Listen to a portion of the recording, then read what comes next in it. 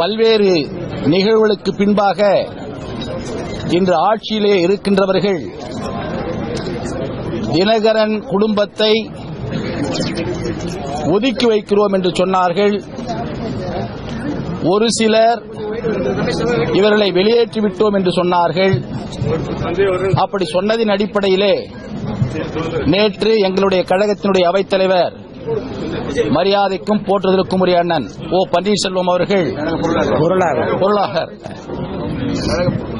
அவர்கள் நாங்கள் வைத்த கோரிக்கைகளில் ஒரு முதல் வெற்றி பெற்றிருக்கிறோம் என்று சொன்னார்கள். ஆனால் அந்த முதல் வெற்றி தொடர் வெற்றியாக வேண்டும் என்பதற்காகத்தான் இன்று உங்களிடத்திலே மேலும் நாங்கள் என்ன கோரிக்கைகளை வைத்தோம் என்பதை இங்கே தெளிவுபடுத்த வந்திருக்கிறோம். ஏற்கனவே நாங்கள் வைத்த கோரிக்கை திருமதி சசிகலாவோடு சேர்ந்து அவர்கள் குடும்ப உறுப்பினர்கள் அத்துணை பேரையும் கட்சியிலிருந்து வெளியேற்ற வேண்டும் என்று சொன்னோம். அதற்கு அவர்கள் நடைமுறையில் எப்படி செய்திருக்க வேண்டும் என்று சொன்னால், அந்த ஆட்சி கட்டிலே அமர்ந்திருக்கின்றவர்கள் திருமதி சசிகலா அவர்களை பொதுச் செயலாளர் என்று சொல்லி தேர்தல் கமிஷனிலே பிரமாண வாக்குமூலம் கொடுத்திருக்கிறார்கள். அதேபோல துணை பொதுச் செயலாளர் என்று சொல்லி தினகரன் அவர்களுக்கு பிரமாண வாக்குமூலம் கொடுத்திருக்கிறார்கள். இப்படி கொடுத்ததை இப்பொழுது அரசியல் ரீதியாக குழு அமைக்கிறோம் என்று சொல்லியிருக்கிறார்களே, கட்சி நடத்துவதற்காக குழு அமைக்கிறோம் என்று சொல்லியிருக்கிறார்களே, அந்த குழுவின் வாயிலாக டெல்லியிலே அவர்கள் சமர்ப்பித்த அபிடவிட் பிரமாண வாக்குமூலத்தை அவர்கள் வாபஸ் பெற்றுக் கொள்ள வேண்டும். அவர்கள் அனைவரும் வாபஸ் பெற்றுக் கொண்ட பின்பு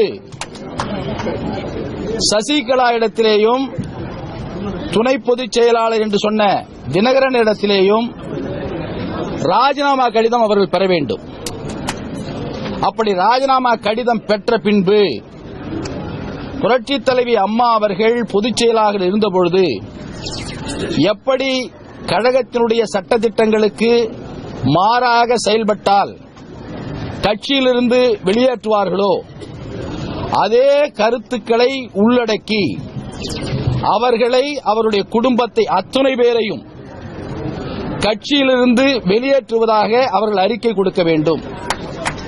அப்படி அறிக்கை கொடுத்து வெளியேற்றிய பொழுது புரட்சித் தலைவி அம்மா அவர்கள் என்ன கருத்தை சொல்வார்களோ, இவர்கள் இடத்திலே எந்த விதமான தொடர்பும் கட்சியின் தொண்டர்களோ நிர்வாகிகளோ தொடர்பு வைத்துக் கொள்ளக்கூடாது என்ற கருத்தை அவர்கள் அந்த வெளியேற்றத்திலே அறிக்கையிலே சமர்ப்பிக்க வேண்டும். இதை செய்தால் நாங்கள் வைத்த கோரிக்கையில் வெற்றி முழுவாக ஏற்படுகிறது என்று நாங்கள் முடிவுக்கு வருவோம். அதேபோல இன்று முதலமைச்சராக இருக்கின்ற திரு எடப்பாடி பழனிசாமி அவர்கள் புரட்சி தலைவி அம்மாவினுடைய மர்ம மரணத்திற்கு சிபிஐ விசாரணை வேண்டும் என்று கேட்டதை மாநில அரசு மத்திய அரசிற்கு சிபிஐ விசாரணை வைக்க வேண்டும் என்று இந்த ஆட்சி பரிந்துரை செய்ய வேண்டும். இது இரண்டாவது கோரிக்கை. இப்படி இந்த இரண்டாவது கோரிக்கையும் அவர்கள் நிறைவேற்ற வேண்டும். இப்படி இருக்கின்ற இந்த சூழலில் அவர்கள் தான் தோன்றித்தனமான கருத்துக்களை சொல்லிக் கொண்டிருக்கிறார்கள். ஒரு மூத்த அரசியல்வாதி என்று சொல்லக்கூடியவர் திரு தம்பிதுரை அவர்கள் எடப்பாடி பழனிசாமி தான் முதல்வர், நாங்க முதலமைச்சர் பதவியா கேட்டோம், கேட்கலையே, நீங்க ஏன் சொல்றீங்க? அதை நாங்க முதலமைச்சர் பதவி கேட்கவில்லை, பொதுச் செயலாளர் பதவி கேட்கவில்லை. தம்பிதுரை எதற்கு அவர்கள் யாருமே மதிக்கிறது இல்லை. தம்பிதுரைய நீங்க பாத்தீங்கன்னா பேட்டி கொடுக்கறதுக்கு வரும்போது கூட அவர் தனியா தான் வராரு. ஒரு சட்டமன்ற உறுப்பினரோ ஒரு அமைச்சரோ கூட வரதில்லை. நான் இருக்கிறேன் காட்டிக்கிறதுக்காக ஏதோ ஒரு முதலமைச்சர் அறைக்கு போனாரா இல்லையான்றது கூட தெரியாது, வெளியில வந்து சொல்றார். அப்படி சொன்னபோதுதான் முதலமைச்சர் எடப்பாடி பழனிசாமி நீடிப்பார். இருக்கட்டுமே, வேணான்னு சொல்லல, நாங்க கேட்டோமா? கேட்காத ஒரு பொருளை ஏன் சொல்றாரு? அதே போல ஜெயக்குமார் அவர்கள் முதல் வெற்றி, நாங்க வச்ச கோரிக்கை நீங்க செஞ்சீங்க. நீங்க எப்படி செஞ்சீங்கன்றது அது உங்க மனசாட்சிக்கு தான் தெரியும்.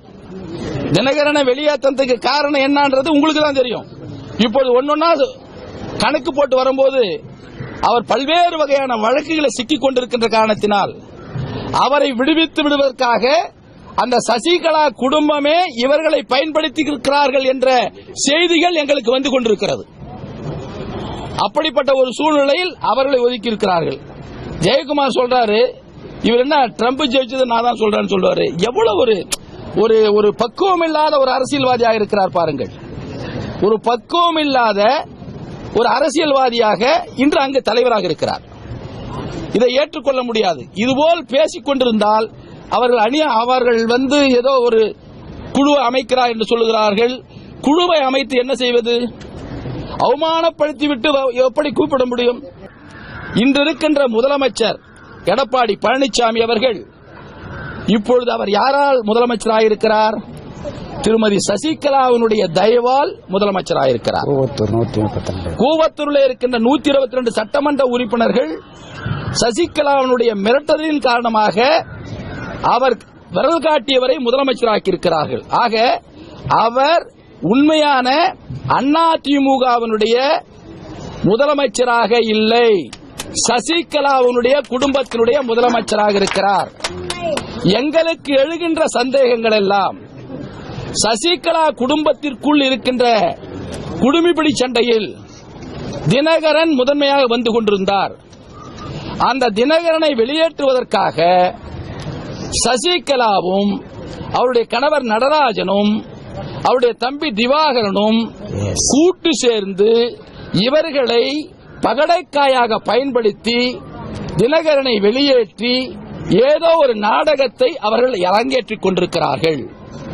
இந்த அரங்கேற்றம் உண்மையான கோடிக்கணக்கான அதிமுக தொண்டர்களினுடைய முதுகிலே இந்த சசிகலா குடும்பம் குத்துவதற்கு இந்த அமைச்சரவை, இந்த எடப்பாடி பழனிசாமி உறுதுணையாக இருந்துவிடக் கூடாது என்பதை நாங்கள் இந்த நேரத்தில் சொல்ல கடமைப்பட்டிருக்கிறோம். எங்களால் பேச முடியும். ஜெயக்குமாரனுடைய நிலைமை என்ன, மற்றவருடைய நிலைமை என்ன, அவர்கள் என்ன கருத்தை சொன்னார்கள்? உதயகுமார் சொல்றார், நேற்று வரை ஏதோ சொல்லிவிட்டு இன்னைக்கு விசுவாசம் என்றால் ஓ பன்னீர்செல்வம் தான் என்று சொல்லுகிறார். என்ன இது கொடுமையாக இருக்கிறது? நேற்று ஒரு கருத்தை சொல்லுகிறார், இன்று அப்படியே மாற்றுகிறார். உடனடியாக ஓ பன்னீர்செல்வத்திடத்தில் எப்படியாவது நாம் சேர்ந்து விட வேண்டும். ஏனென்று சொன்னால் மக்கள் செல்வாக்கூடிய தலைவர் ஓ பன்னீர்செல்வம். தொண்டர்கள் முழுவதுமாக பின்பலமாக நின்று ஆதரவு தெரிவிக்கக்கூடிய தலைவர் ஓ பன்னீர்செல்வம். இன்று அவரிடத்தில் இருக்கின்ற சட்டமன்ற உறுப்பினர்கள், நாடாளுமன்ற உறுப்பினர்கள் தொகுதிக்கு செல்கின்ற பொழுது மகிழ்ச்சியோடு வரவேற்றுக் கொண்டிருக்கிறார்கள். எடப்பாடி பழனிசாமியிலே சசிகலாவுடைய தலைமையிலே இருக்கின்ற அந்த சட்டமன்ற உறுப்பினர்களோ அமைச்சர்களோ தொகுதிக்கு சென்றால் காவல் பாதுகாப்போடுதான் செல்லக்கூடிய நிலைமை இன்று அளவிலே இருந்து கொண்டிருக்கிறது. எனவே எங்களை பொறுத்தவரையில் மரியாதைக்குரிய அண்ணன் OPS அவர்கள் சொன்ன கருத்திற்கு தொடர்ந்து நாங்கள் இருப்போம். ஆனால் அதற்கு பங்கம் ஏற்படுகின்ற வகையில் நீங்கள் பேச வேண்டிய அவசியமில்லை, நாங்கள் தனித்து சென்று விடுகிறோம் என்ற நிலையிலே ஜெயக்குமார் பேசுகிறார், தம்பிதுரை பேசுகிறார், CV சண்முகம் பேசுகிறார், எல்லா அமைச்சர்களும் பேசுகிறார்கள்.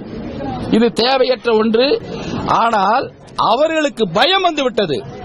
பேச்சுவார்த்தை பேசினால் அங்கே இருக்கின்ற அதிகப்படியான சட்டமன்ற உறுப்பினர்கள் மரியாதைக்குரிய அண்ணன் OPS அவர்கள் தான் முதலமைச்சராக வேண்டும் என்று சொல்லிவிடுவார்கள் என்ற காரணத்தினால் இந்த பேச்சுவார்த்தை நடத்தாமல் இருப்பதற்குரிய தடைகளை அவர்கள் ஏற்படுத்திக் கொண்டிருக்கிறார்கள்.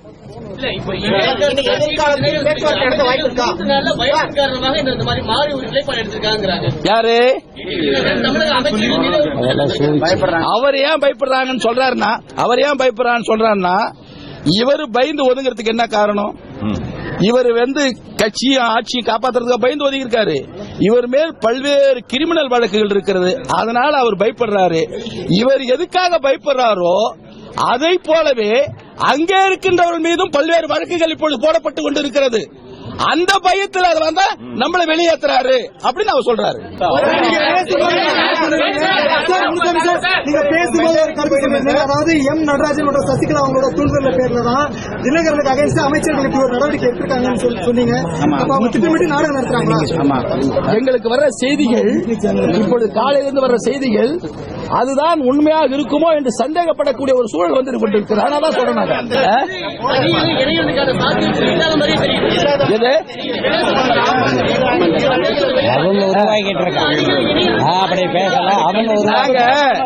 கோரிக்கை வச்சது.